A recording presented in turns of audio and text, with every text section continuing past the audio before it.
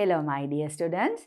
So I'm going to start this new chapter but continuing the extra questions related to properties of matter. So in the previous chapter also we discussed some extra questions. So this is going to be extra question 6. Explain the following observations scientifically.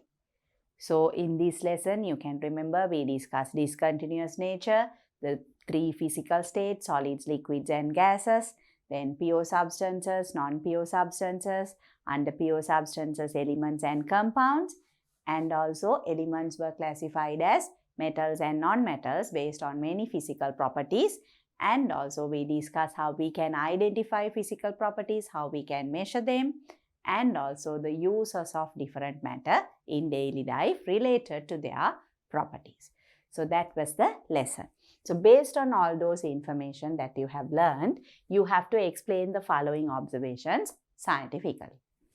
The first one, solids have a definite shape, but liquids and gases do not have a definite shape. So for this, of course, you know the reason. Now if I explain that to you all, here you can remember the solids, the liquids and gases. If we take solids, the particles are very orderly arranged and there is very strong attraction between the particles. They do not move freely. They can vibrate but they don't move freely. That is the solid. Whereas liquid, the particles are arranged randomly a little far apart. There is attraction between the particles, but compared to solids, the attraction is lesser and also there is more space between the particles. So because of that, within the liquid, the particles can move around. So this is the liquid.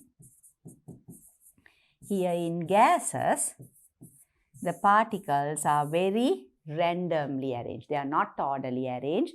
They involve in random movement, independent movement. So based on that only, there are physical properties. Since the particles are arranged tightly and in an orderly manner, no space, no free movement, they have a fixed volume and a definite shape. But here in liquids, the particles can move around. In gases, the particles can move randomly. So because of that, these two do not have a definite shape. So that is what you have to write here. Solid, liquid and gases. So solids have a definite shape but liquids and gases do not have a definite shape. So you can say in solids, particles are tightly packed with strong attraction between them and cannot move freely. But in liquids, particles can move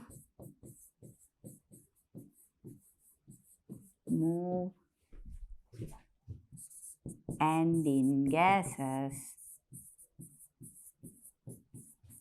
particles move freely. That is why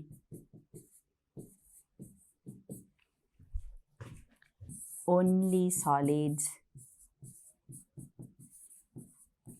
have a definite shape. So that is the answer. In solid, particles are tightly packed with strong attraction between them and cannot move freely. But in liquids, particles can move and in gases, particles move freely. That is why only solids have a definite shape, but liquids and gases do not have a definite shape. If you want, you can write that as well to complete the answer more. So this is the reason, students, a scientific explanation. Then the next one. Gases can be compressed easily, but liquids and solids cannot be compressed easily. Again related to their particulate nature, arrangement of particles. You can see that here. Now in gases, there is lot of space. So although they occupy the full volume of the container, they can be compressed. They can be pushed together so the spaces can reduce, but it can be compressed only to a certain level. The volume can be reduced by applying a pressure. So that is possible in gases. But here solid, of course, there is no space at all. So there is no way you can compress it. Liquid, although there is a certain amount of space, but the particles cannot come any further closer. So because of that, it is difficult to compress liquid. But gases can be compressed easily. So that is what you need to explain here. Gases can be compressed easily. In gases, there is a lot of space between particles. Therefore, when pressure is increased, the particles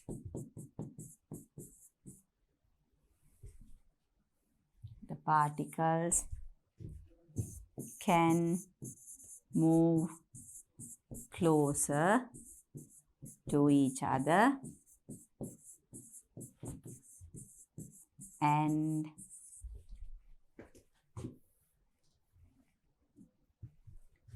get compressed easily. But in solids,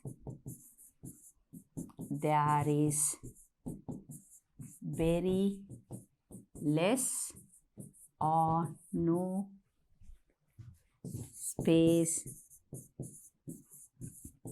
between particles. And in liquids, there is less space between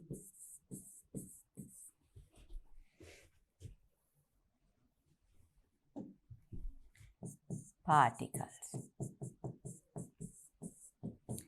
That is why they cannot be compressed. So that is the explanation. Gases can be compressed easily, but liquids and solids cannot be compressed easily. In gases, there is a lot of space between particles. Therefore, when pressure is increased, the particles can move closer to each other and get compressed easily. This should be easily.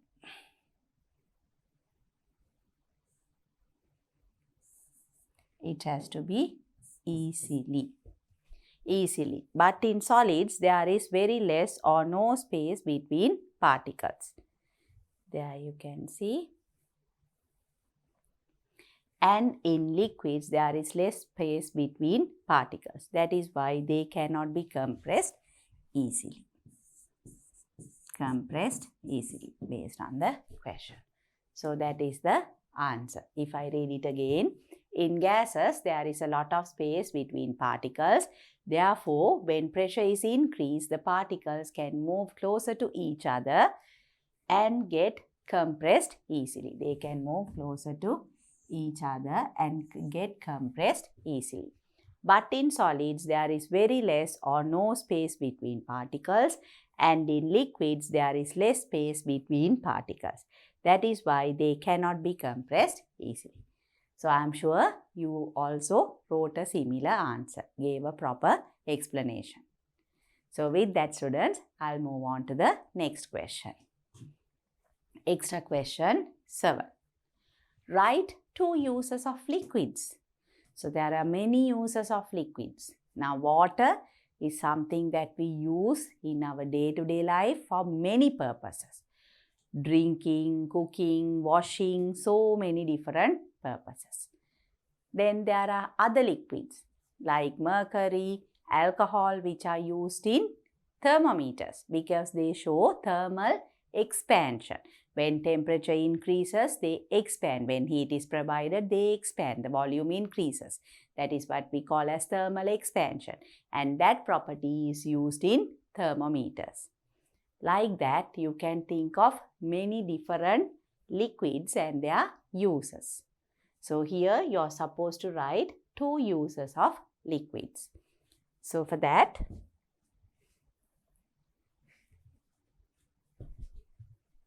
water is used for cooking, washing, then as transport medium,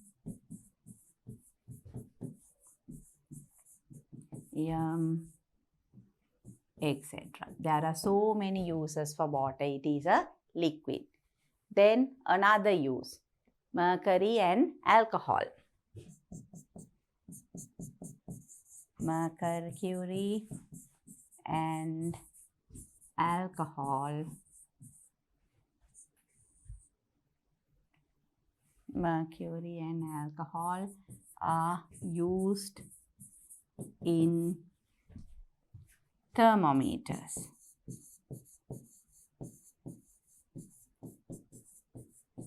So that is another use of liquid. Then,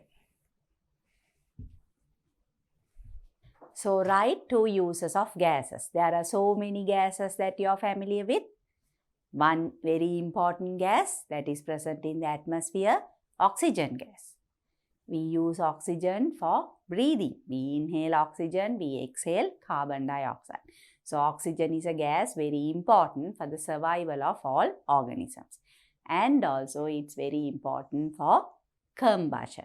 Oxygen is a gas important for combustion. The same way you all know carbon dioxide, that is again present in the atmosphere, that is used by plants to produce food. You are familiar with the photosynthesis process. So, they use carbon dioxide for photosynthesis. Then there is carbon dioxide used as fire extinguishers. You can write that as well. Carbon dioxide used in fire extinguishers. Then there is nitrogen. Nitrogen is used, nitrogen again is a gas used to fill milk packets and other food packets where the crunchiness and the freshness of the substance has to be maintained. So, those are all different uses of gases. Similar to that, you are familiar with LP gas, liquid petroleum gas that we use in our household for cooking purposes, LP gas cylinders. So, those are again uses of gases. They have asked you to write 2 uses of gases. You can write any 2 uses. So, here I will say oxygen. Oxygen is needed for respiration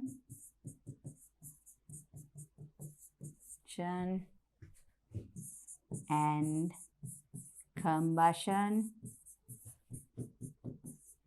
So, when we say respiration, students, you all also know that there are oxygen cylinders available. They fill oxygen gas into cylinders so that it can be used by patients in the hospital, deep sea divers, mountain climbers, all of them can use oxygen. So that is also a use of oxygen. Then I can say LP gas is used for cooking. You can also say carbon dioxide is used by plants for photosynthesis. Carbon dioxide is filled into cylinders to produce fire extinguishers. So like that, you can come up with any other answer. Nitrogen used to fill milk packets of food that need to retain the freshness, crunchiness. So all those are examples. So write 2 uses of gases. Oxygen is needed for respiration and combustion. Then LP gas is used for cooking. I am sure you can think of many other uses and I am sure you would have written the correct answers. So with that, students, I am going to move on to the next question. Extra question 8. Now here you can see there is a diagram given to us. There is A, this is a container with nitrogen gas. And there is another container B with air. So the question should be related to that. First one, what is or are the constituents present in container A? So in container A, it's nitrogen gas. What are the constituents? Nitrogen gas is made up of only nitrogen gas particles. So that is what you need to write here. Nitrogen gas, or you can say nitrogen gas particles. Then the second question, what is or are the constituents present in container B? In B, it is air. So air is made up of many different gases. So what are the constituents there? Again, there is nitrogen gas, then there is oxygen gas, there is carbon dioxide gas,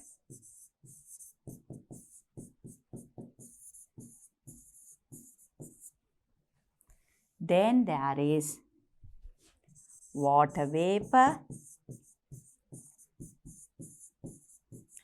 and also other gases. So in A, container A, it's only nitrogen gas particles. But in B, since it's air, it's nitrogen, oxygen, carbon dioxide, water vapor and other gases are present. So what is the difference, students?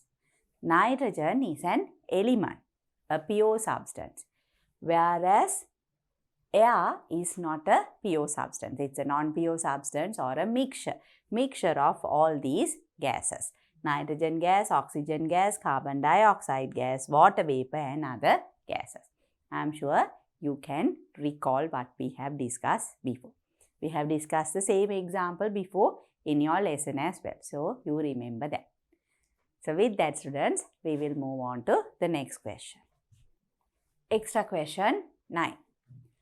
Write the elements present in the following compounds. So you can remember with your lesson also we looked at compounds. Compounds are made from different elements, atoms of different elements combined in a fixed ratio. So that is how we get the compounds. They want you to write the elements present in the following compounds. So the first one is water, and water is made up of what? Hydrogen and oxygen. So here water is made up of hydrogen and oxygen. Then you have carbon dioxide. Carbon dioxide, from the name itself you know, carbon and oxygen. Carbon and oxygen. Then calcium carbonate. Surely calcium is there. Calcium. And when we say carbonate, carbon is there. And also oxygen is there. Then copper sulfate. Again, you can remember copper, so that is why copper sulfate. So since we say sulfate, sulfur, and there is oxygen. Copper, sulfur and oxygen. Then in sodium chloride, what are the elements? Sodium and chlorine. Sodium and chlorine. And here in sodium hydroxide, sodium, hydrogen and oxygen. So you can relate it, sodium, hydrogen, oxygen. Sodium, hydrogen and oxygen. So water has hydrogen and oxygen. Carbon dioxide is made up of carbon and oxygen. Then calcium carbonate is made up of calcium, carbon and oxygen.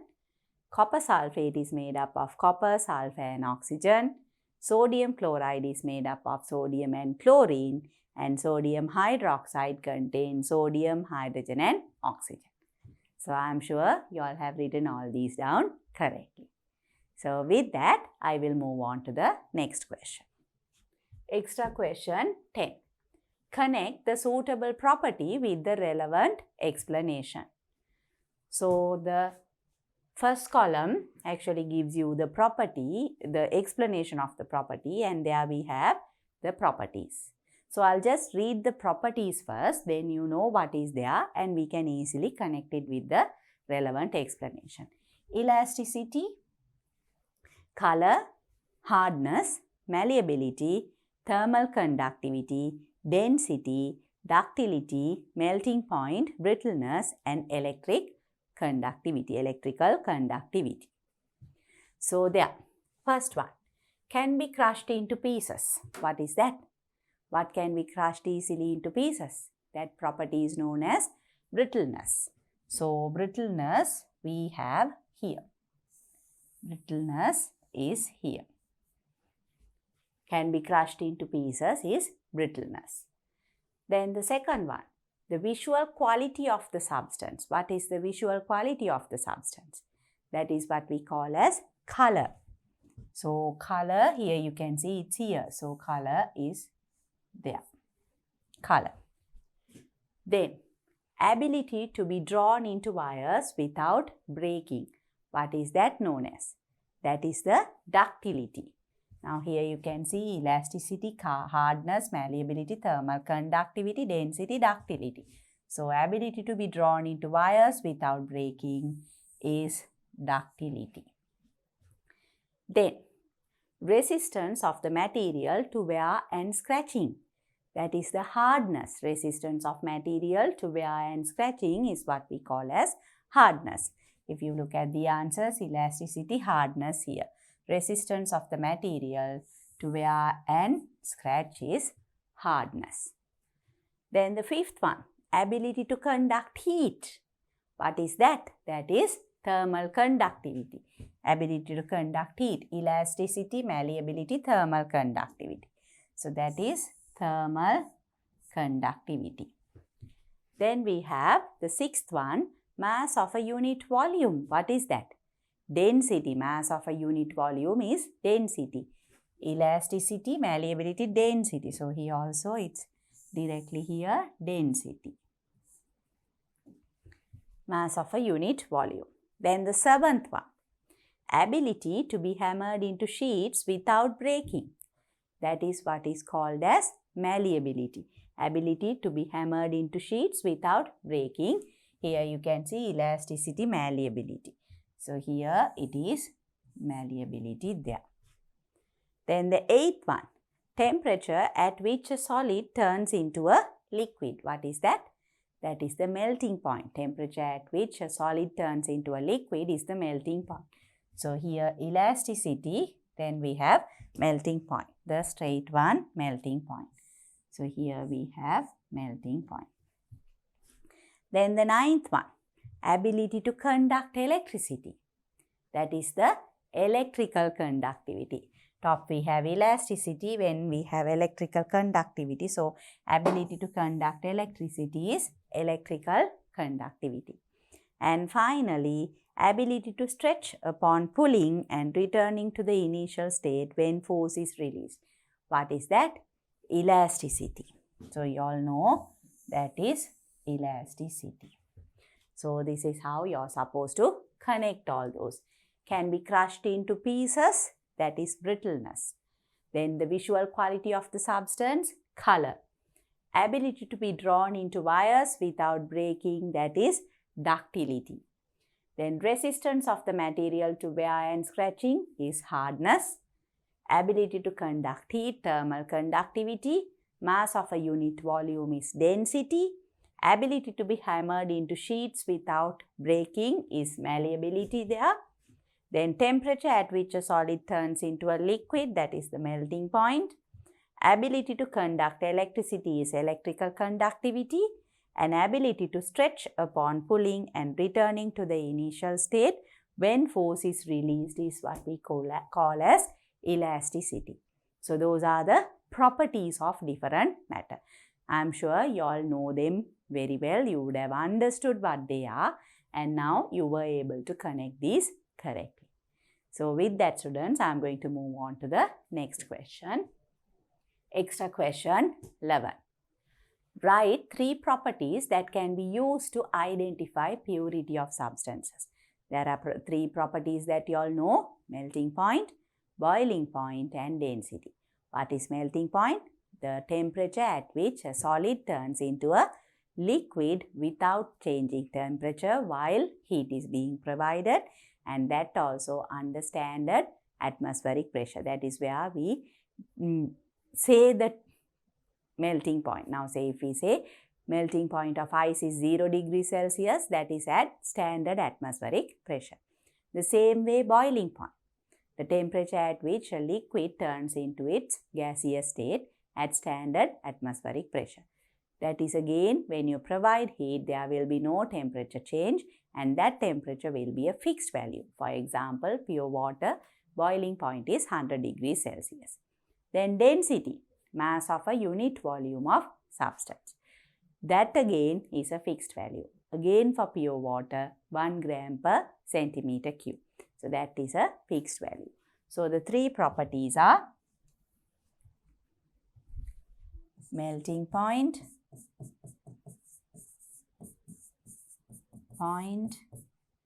boiling point, and density. Then what is density? Mass of a unit volume of substance. Density is the mass of a unit volume of a substance. Then the next one. What is the standard international unit of density? What is the standard international unit of density? It is kilogram meter minus 3. Standard international unit of density. I said for pure water it is 1 gram per centimeter cube. That is the normal unit. But if you give the density of pure water in standard international unit, you will have to say 1000 kilogram per meter cube. You all are familiar with that. So, the standard international unit of density is kilogram per meter cube. And the definition for density, or what is density, means density is the mass of a unit volume of substance. I am sure, students, you all were able to recall all these and write them correctly. With that, I'll move on to the next question. Extra question 12. The setup given below is used to determine a physical property of ice. Label the parts A to D. So, you need to label the parts A to D. First, if you look at the diagram, A you can see it is the thermometer. A is the thermometer. I will write the parts here itself. Thermometer.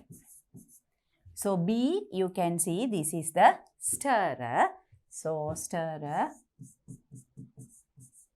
B is stirrer. C, you can see inside the test tube or the boiling tube there are pieces of ice, or we can say chips of ice, or even if you write as ice, that is more than enough. Then D is water. Inside the beaker there is water. If you look at the rest of the setup, here you can see this is the beaker containing water. We have already labeled the stirrer. Then there is either a test tube or a boiling tube containing ice chips, and inside that the thermometer has been placed, and both the thermometer and the test tube or the boiling tube is clamped to the stand.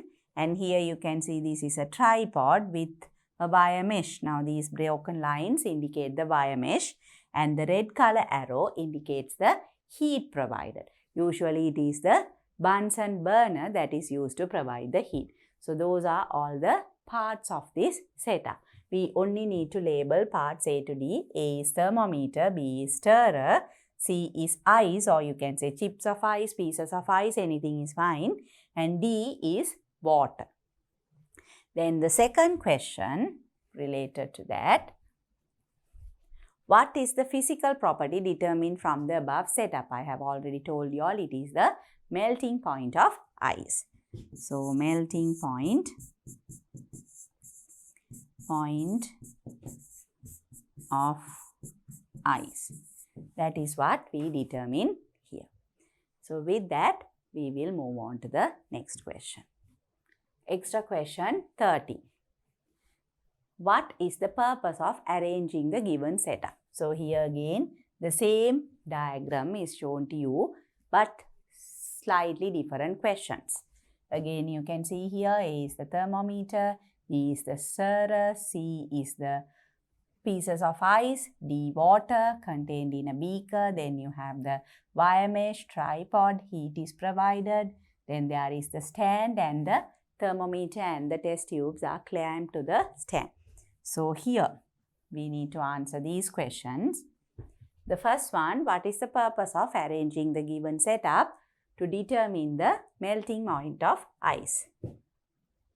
To determine the melting point of ice. That is the purpose of arranging this setup. Then what is the state change taking place in this activity? What is the state change? Ice becomes water. So solid becomes a liquid. So state change is solid, that is ice, turns to liquid, that is water. That is the state change that takes place there. Then the third one,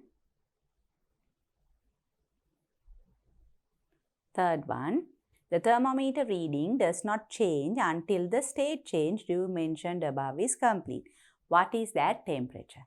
Now, ice turns into water at 0 degrees Celsius. The temperature is 0 degrees Celsius. That is the melting point of ice. So here, the next question, what is the name given to that fixed temperature? We have already mentioned that in the first question also. It is the melting point. Melting point of ice. Even if you write it as melting point, that is fine. But you can say melting point of ice. Then the fifth one, what will happen to the temperature you mentioned above when other substances dissolve in water? So before ice is made, if other substances are dissolved in water, then it is not a pure substance anymore. So the temperature or the melting point will differ from 0 degrees Celsius. So here we need to say, then ice will melt at a temperature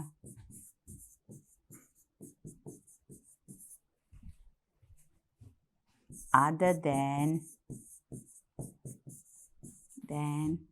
0 degrees Celsius.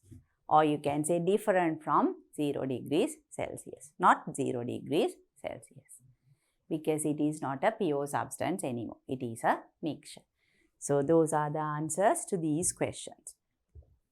The purpose of the setup is to determine the melting point of ice, and the state change is solid ice turns to liquid water. So the state change is from solid to liquid. Here also you can leave this out, ice to water. If you just write solid to liquid, that is fine. Then the thermometer reading will remain at 0 degrees Celsius, and that is the melting point. Here also you can just say melting point, no need of melting point of ice. And then if there are other substances dissolved in it, then ice will melt at a temperature other than 0 degrees Celsius. It can be greater or less. That is the important thing. It's not going to be 0 degrees Celsius. So those are the answers there. I'm sure you can understand all of these clearly. With that, students, we'll move on to the next one. Extra question 14. Matter can be divided into two main categories on the basis of the components contained. What are they? Matter can be classified as pure substances and non-pure substances. So, pure substances, if they are made up of only one type of particles. Both elements and compounds are made up of only one type of particles. So, those are pure substances. And then there are the non-pure substances,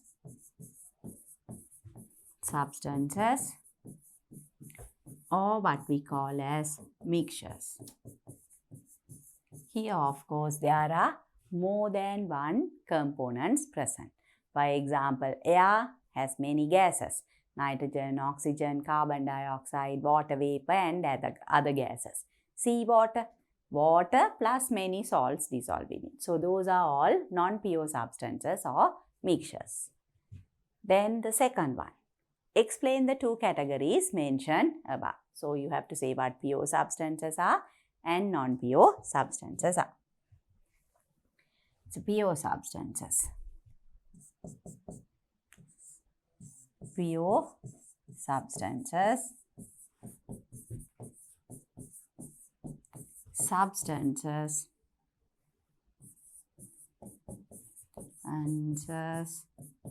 that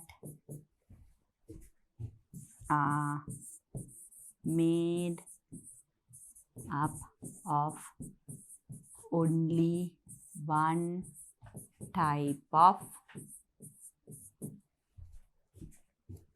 particles are known as pure substances.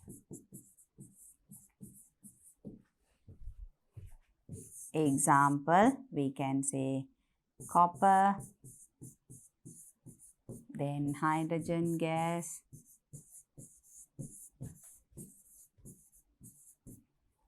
and distilled water.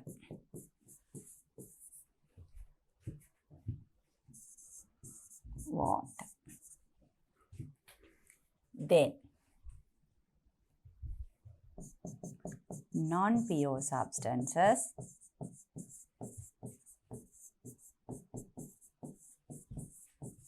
or mixtures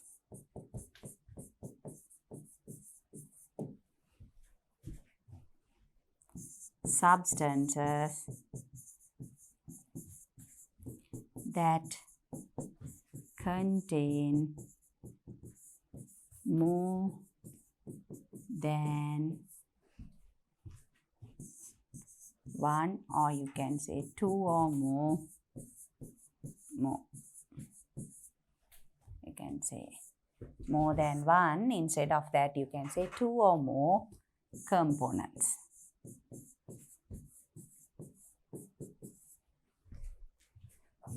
Are known as mixtures. And here we can write examples. What are the examples we can say? We can say air, then we can say seawater, and also I can say brass. Brass is made up of copper and zinc, two metals mixed together. Even stainless steel is like that, different substances mixed together. So air, nitrogen, oxygen, carbon dioxide, water vapor and other gases. That is a mixture. Seawater is water plus lot of salts dissolved in it. That is why seawater has a salty taste. And brass again is made up of copper and zinc mixed together. So these are all examples of mixtures. You can think of many more examples. If we look at the question's answer again, explain the two categories mentioned above. Pure substances, substances that are made up of only one type of particles are known as pure substances. Example, copper, hydrogen gas, distilled water. Copper is made up of only copper. Hydrogen gas is made up of only hydrogen gas particles. And distilled water is made up of only water particles. Then we have the non-pure substances or mixtures, substances that contain more than one or you can say two or more components are known as mixtures or non-pure substances. Example, air, seawater and brass. Like this, you can write any other example as well. Even if you don't write the example, it is okay because they have asked you to only explain the terms, the two types of matter. I am sure you all also did this correctly. So with that, students, I'll move on to the next question. Extra question 15. What is meant by boiling point of a liquid? The temperature at which a liquid turns into its gaseous state is known as boiling point. So there, the temperature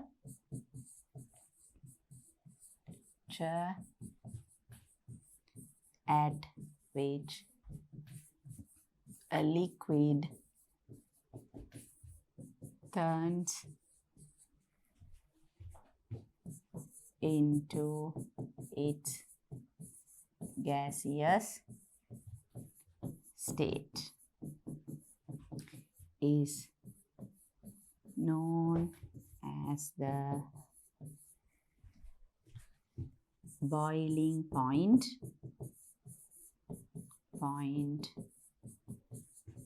of a liquid. So the temperature at which a liquid turns into its gaseous state is known as the boiling point of a liquid, or you can say a liquid is converted to its vapor is known as the boiling point of a liquid. Either way is fine. Then the second one. What are the two factors that affect melting point? One factor you all know is the purity of substances. The other one is the atmospheric pressure. Both of them affect the melting point of a substance. So what are the two factors that affect melting point? We can say purity of substance.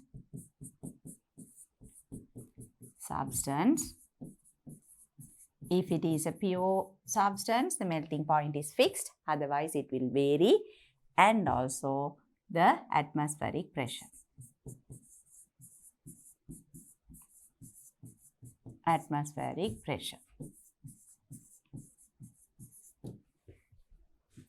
Then the third one. Write the boiling point of pure water. Boiling point of pure water at standard atmospheric pressure, you know, is 100 degrees Celsius. 100 degrees Celsius at standard atmospheric pressure.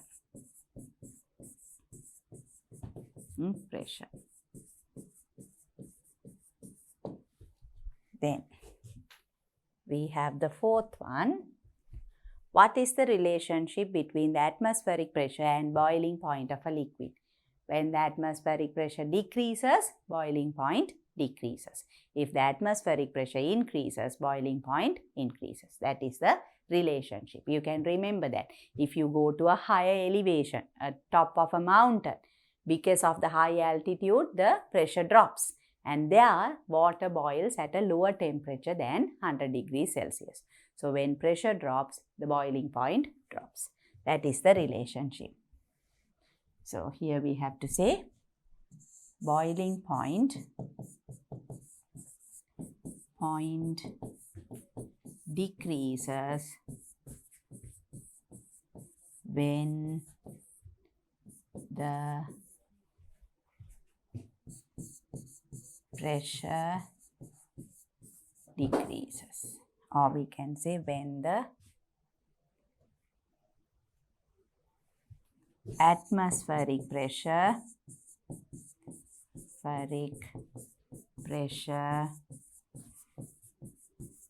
decreases. So the same way, boiling point increases when the atmospheric pressure increases. So that is also the relationship. You can write both, or I'll write both. And the boiling point increases when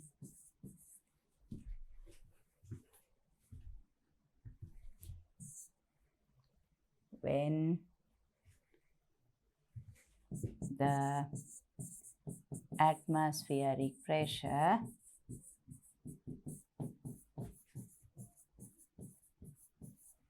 increases. So that is the relationship. We have answered all the questions. What is meant by boiling point of a liquid? The temperature at which a liquid turns into its gaseous state is known as the boiling point of a liquid. And the factors that affect melting point, purity of the substance, and atmospheric pressure. Boiling point of pure water, 100 degrees Celsius at standard atmospheric pressure. And what is the relationship between the atmospheric pressure and boiling point of a liquid? Boiling point decreases when the atmospheric pressure decreases, and the boiling point increases when the atmospheric pressure increases. So those are the answers to these questions. I am sure you all were also able to answer them correctly. With that, I am going to move on to the next question. Extra question 16. Select the suitable answer for the questions from the words given within parentheses. Parentheses is brackets, you all know. So carbon, mercury, sulfur, bromine, argon, nitrogen, oxygen, magnesium, gold, sodium and iodine. You all know these are all different elements. And out of the elements, you all know what are metals, what are non-metals. So you are familiar with the elements. Then the properties. First one, required for the respiration of organisms. What is needed for respiration? Out of these you can see oxygen is needed for the respiration. Oxygen is needed for the respiration of organisms. Then the second one, metal that exists in the liquid state. It has to be a metal and it should be a liquid state. Carbon, mercury. Mercury is a metal that exists in the liquid state. So mercury. Mercury or mercury, available as yellow color powder. Yellow color powder. Carbon, black color. Mercury is a liquid, then sulfur is a yellow color powder.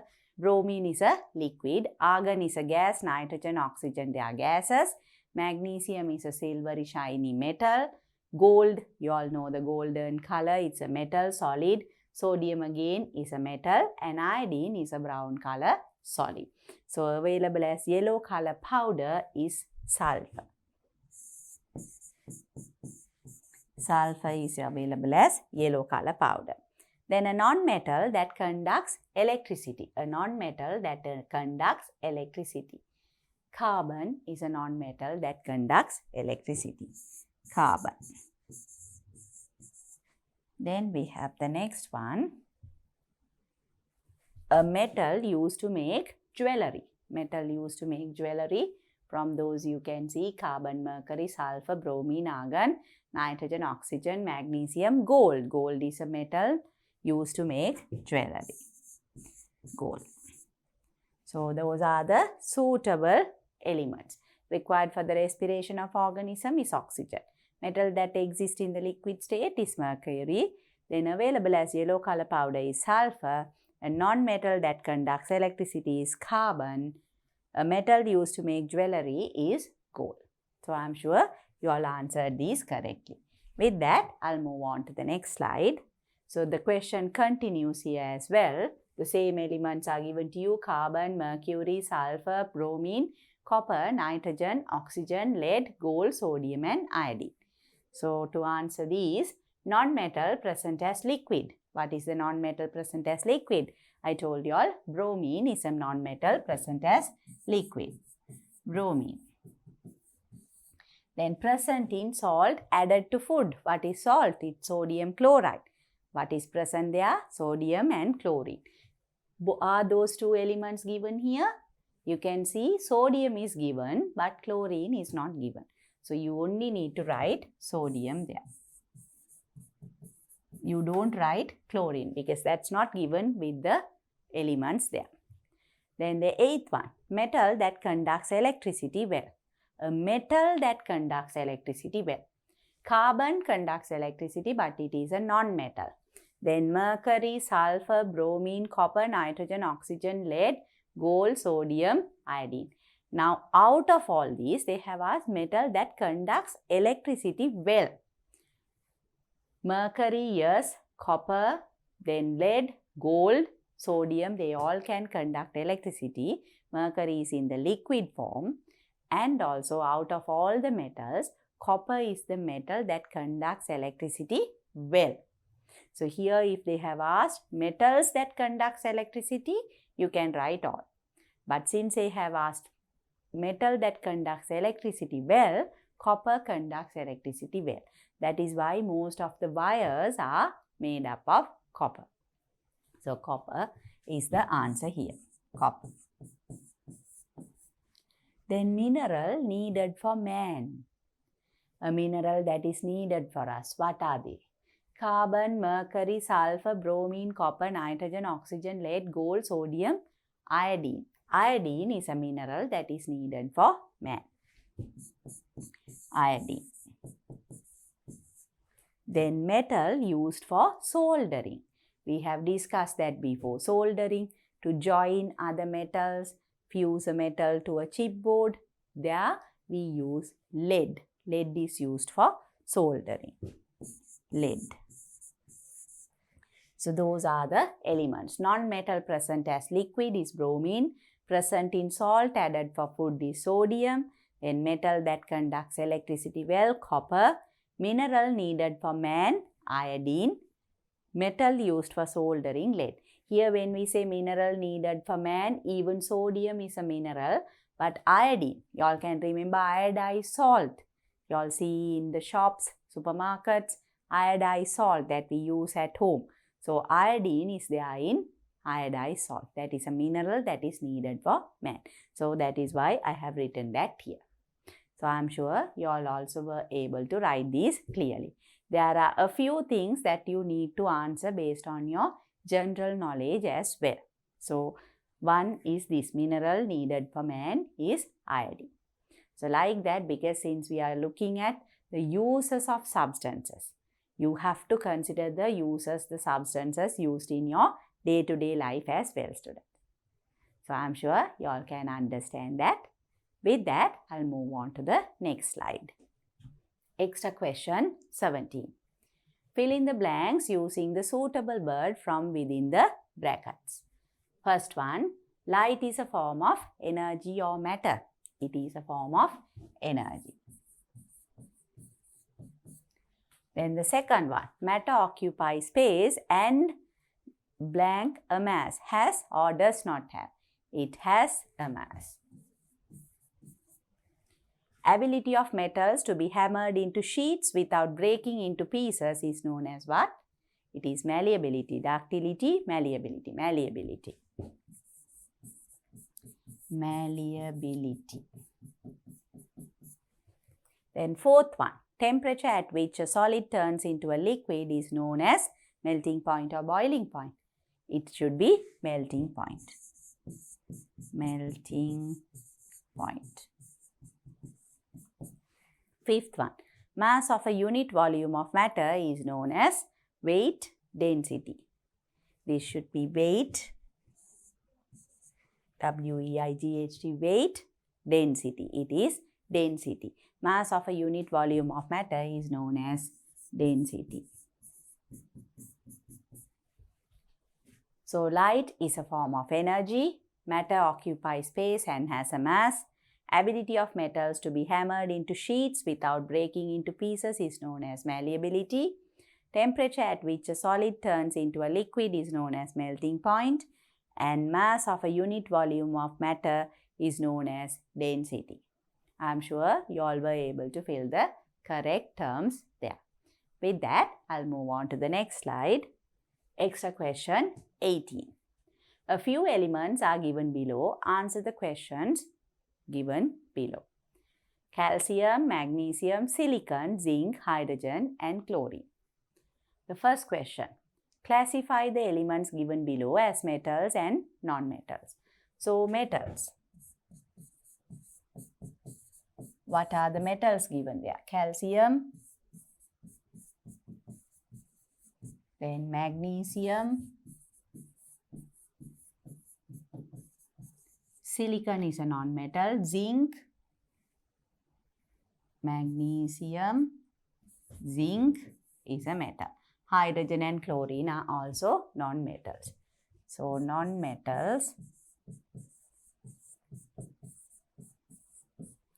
silicon, hydrogen, chlorine. So, those are the non-metals. Then the second one, write two elements that are gases. Out of these, calcium, magnesium, silicon, zinc, all those are solids. Hydrogen and chlorine are gases. So, hydrogen, chlorine. So, here metals are calcium, magnesium and zinc. Non-metals are silicon, hydrogen and chlorine. And the gaseous elements are hydrogen and chlorine. I am sure you were able to identify them correctly. With that, students, I'll move on to the next question. Extra question 19. Water boils at a temperature below 100 degrees Celsius in Norelia. Explain this scientifically. What happens there? In Norelia, the height, it is at a higher elevation. So, because of that, the atmospheric pressure is less than the standard atmospheric pressure in a lower country. So, because of that, water boils at a lower temperature. That is what you have to write there. Norelia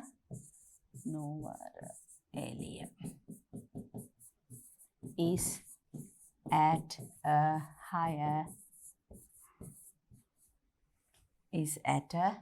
higher elevation. When height increases,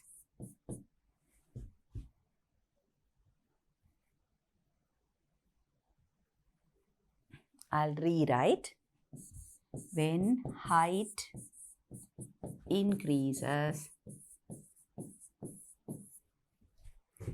the atmospheric pressure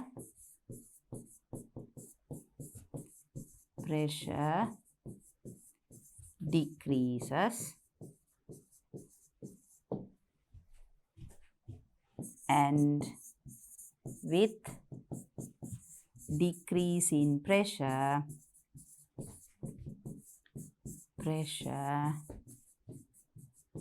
the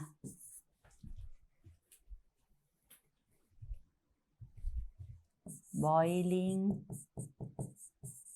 point of liquids decreases.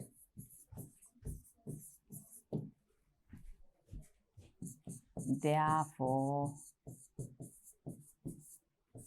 water boils at a lower temperature than 100 degrees Celsius in Norelia.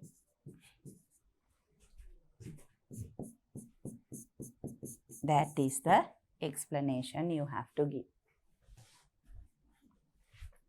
Noeralia is at a higher elevation. When height increases, the atmospheric pressure decreases, and with the decrease in pressure, the boiling point of liquids decreases.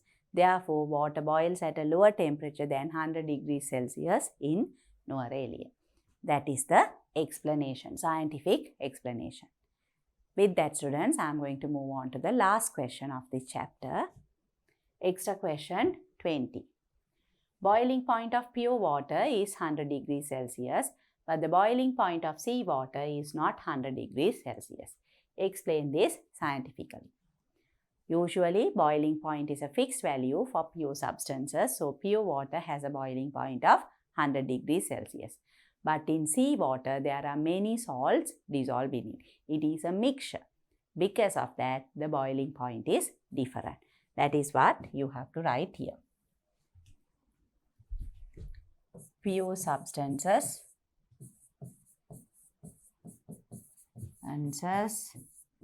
have a fixed boiling point. That is why the boiling point of pure water is 100 degrees Celsius.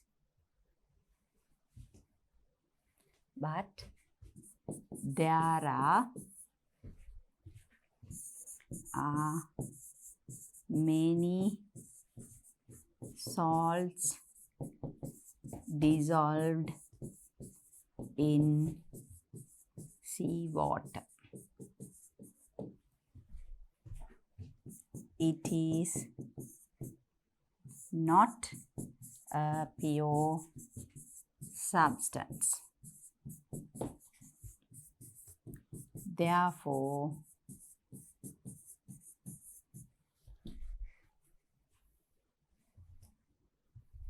the boiling point is not 100 degrees Celsius. So, pure substances have a fixed boiling point. That is why the boiling point of pure water is 100 degrees Celsius. But there are many salts dissolved in seawater. It is not a pure substance. Therefore, the boiling point is not 100 degrees Celsius. So, you have to mention that it is not a pure substance, or you can say it is a non-pure substance. So, that is why the boiling point is not 100 degrees Celsius. So, I am sure, students, you are able to explain different observations scientifically as we did in the previous question and this question. So, everything is related to your lesson. So, with that, students, I have come to the end of this chapter, and for that matter, end of this lesson. So, I am sure you all have a very good understanding about properties of matter, and you will be able to answer as many questions as possible.